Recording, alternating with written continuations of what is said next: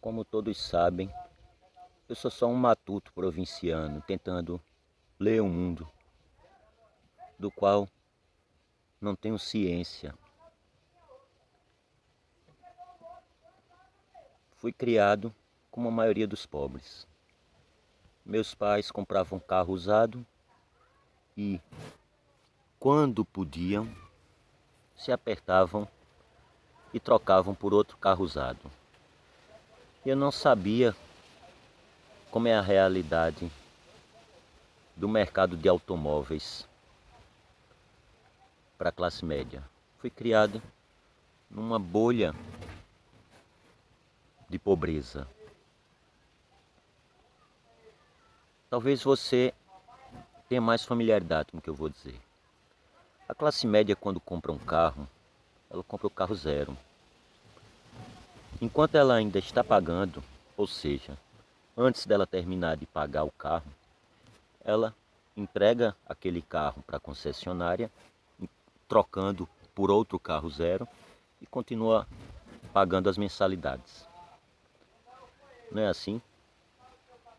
Durante minha vida inteira, eu não sabia que isso acontecia, que as pessoas tinham carro zero, porque pagavam uma espécie de mensalidade dos financiamentos. Então surge a transição energética. Os carros antigos, os catalisadores, jogavam muito CO2 e dizem que o CO2 sobe perfurando a camada de ozônio.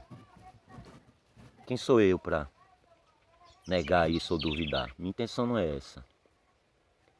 Mas com a chegada de empresas de mineração que retiram a platina em regiões como o sertão do Ceará e na divisa do Brasil com a Colômbia, justamente onde vivem os Yanomamis, eles retiram a platina que é usada nos catalisadores dos carros híbridos.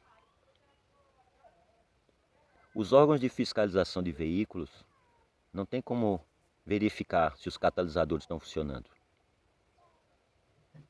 Um malandro poderia simplesmente cortar o fio elétrico do painel do carro e o carro não avisaria que o catalisador está com problema. Então, quando você vai pagar seu IPVA, quando você vai regularizar a situação do seu carro passa por uma vistoria, em que os funcionários de Detran estão sendo treinados e com a força da lei para verificarem esses catalisadores. Muito distante de ser uma preocupação ambiental, muito distante disso. Eu, provinciano, penso que o que está em jogo é justamente aquela coisa que eu não sabia, o financiamento eterno.